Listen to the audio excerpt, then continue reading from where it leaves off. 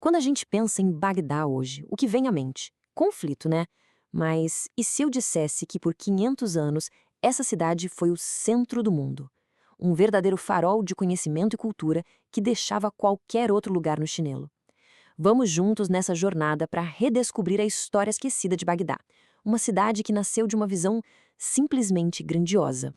Para começar, vamos voltar no tempo, mas voltar muito, mais de 1000 anos atrás. Enquanto a Europa estava passando pela chamada Idade das Trevas, uma outra metrópole brilhava como nenhuma outra. Já no século IX, essa cidade abrigava 1 milhão de habitantes.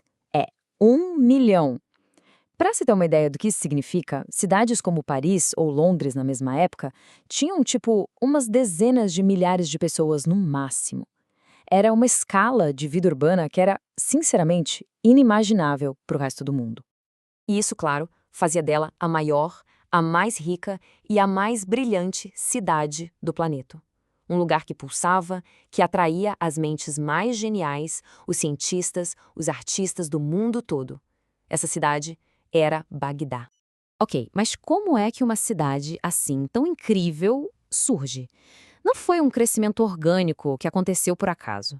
Foi um ato de pura ambição e de uma genialidade arquitetônica fora do comum. E o contraste é chocante. A imagem que a gente tem da cidade de hoje não tem nada a ver com seu nome original, Madinat as-Salam, que em árabe quer dizer a cidade da paz. Esse nome era uma referência ao paraíso, sabe? Um reflexo perfeito da visão de quem a criou. Tudo começou numa data específica, 30 de julho de 762. O califa abássida Al-Mansur bateu o martelo. Ele precisava de uma nova capital, bem no coração do seu império. Mas ele não queria só uma cidade nova. A visão dele era construir o centro do universo. E tá aí, a visão dele transformada em realidade. O mais maluco quando a gente olha esse mapa é a forma dela. Bagdá não foi construída como qualquer outra cidade. Ela foi toda pensada para ser um círculo perfeito, uma baita declaração sobre a sua importância cósmica. E esse design era simplesmente genial, tanto no simbolismo quanto na prática. Pensa bem, o círculo coloca o poder bem no centro de tudo, literalmente. No coração da cidade ficavam o Palácio do Califa e a Grande Mesquita.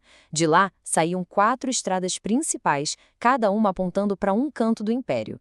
E para proteger tudo isso, um sistema de defesa absurdo, 3 muralhas e um fosso. Era uma fortaleza e um centro cósmico, tudo ao mesmo tempo. Bom, com uma base dessas, né, não demorou muito para a cidade explodir. Ela se transformou rapidamente no epicentro do comércio e da cultura global. Foi na época de califas, como o famoso Harun al-Rashid, aquele mesmo das Mil e Uma Noites, que Bagdá chegou no auge. Ela virou o coração de rotas comerciais que iam da Ásia até a Europa. Um lugar onde culturas, ideias e todo tipo de produto se encontravam. Mas não era só o tamanho que impressionava. Bagdá era o centro da riqueza e do poder intelectual do planeta. Aquele 1 milhão de pessoas só tinha uma cidade no mundo que chegava perto ou passava disso, a capital do Império Bizantino, Constantinopla. Mas o segredo do sucesso, o verdadeiro motor da Era de Ouro de Bagdá, não era só o dinheiro do comércio. Era uma instituição única, dedicada totalmente ao conhecimento. Vamos dar uma olhada por dentro da Casa da Sabedoria. Essa imagem dá uma ideia de como era a vida intelectual lá dentro. Imagina só um lugar que era, ao mesmo tempo, uma biblioteca gigantesca, uma universidade e um centro de tradução, tudo junto no mesmo lugar. Pois é, essa era a Casa da Sabedoria, ou Beit al-Hikmah. Fundada pelos califas, a missão dela era uma coisa gigantesca, juntar todo o conhecimento do mundo em um só lugar. Ela foi o motor de um movimento intelectual massivo que ficou conhecido como um movimento de tradução. E o processo deles era muito bem organizado. Primeiro passo, reunir. Os estudiosos viajavam o mundo para coletar manuscritos de todas as grandes civilizações, grego, persa, indiano, o que fosse. Segundo, traduzir. Esses textos eram traduzidos com o maior cuidado para o árabe. E terceiro, o passo mais importante, descobrir. Eles não ficavam só copiando. Eles debatiam, criticavam, melhoravam e usavam aquele conhecimento antigo como trampolim para fazer descobertas revolucionárias. E aqui tem um ponto que é fundamental, sério. Se não fosse pelo trabalho dessa galera na Casa da Sabedoria, grande parte da base do pensamento grego clássico, as obras de Aristóteles, Platão ou Euclides, poderia simplesmente ter desaparecido para sempre. Eles, na prática, salvaram o alicerce intelectual da civilização ocidental. Mas eles não só guardaram o conhecimento, eles criaram coisa nova. E a partir de tudo isso, eles nos deram uma das ferramentas mais poderosas da ciência moderna.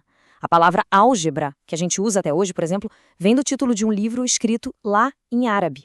E esse aqui é o gênio por trás disso tudo. Al-Khwarizmi, um matemático brilhante da Casa da Sabedoria. Do nome dele veio a palavra algoritmo, e do título do livro dele, Al-Jabr, veio algebra. O trabalho desse cara é basicamente a base da computação moderna.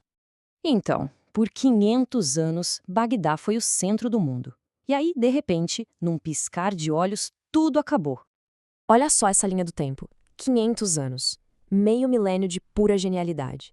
De 762 a 1258. Uma era de ouro que teve um fim abrupto e devastador. O que aconteceu foi que em 1258, os exércitos mongóis chegaram, e a destruição foi total. A lenda que se conta é terrível, porque ela mostra uma tragédia dupla. O rio Tigre ficou vermelho com o sangue dos cidadãos e preto com a tinta dos livros da Casa da Sabedoria, que foram jogados na água, destruindo séculos de conhecimento. E o número de mortos é uma coisa de outro mundo. As estimativas falam em 800 mil pessoas. 800 mil pessoas massacradas. A maior cidade do mundo foi reduzida a ruínas em questão de semanas. A cidade em si, as muralhas, os palácios, tudo foi destruído. Mas as ideias não são tão fáceis de apagar. O legado de Bagdá ecoa até hoje, muitas vezes de um jeito que a gente nem percebe. Então, o que é que sobrou disso tudo afinal? Bom, o conhecimento. As traduções e as ideias de Bagdá viajaram, chegaram até a Europa e ajudaram a acender a chama do Renascimento. Inovações como a álgebra viraram ferramentas universais que usamos todo dia. E talvez o mais importante, a própria ideia de um centro multicultural de saber, onde o conhecimento é a coisa mais valiosa, continua sendo um ideal que nos inspira. E tudo isso nos leva a uma pergunta, uma reflexão final. Pensa só. A destruição de Bagdá não foi só a queda de uma cidade, foi a perda de um universo inteiro de conhecimento. Fica a dúvida, que avanços a gente perdeu? Onde a humanidade poderia estar hoje se toda aquela sabedoria não tivesse sido literalmente jogada no rio? É uma perda que a história nunca vai conseguir calcular.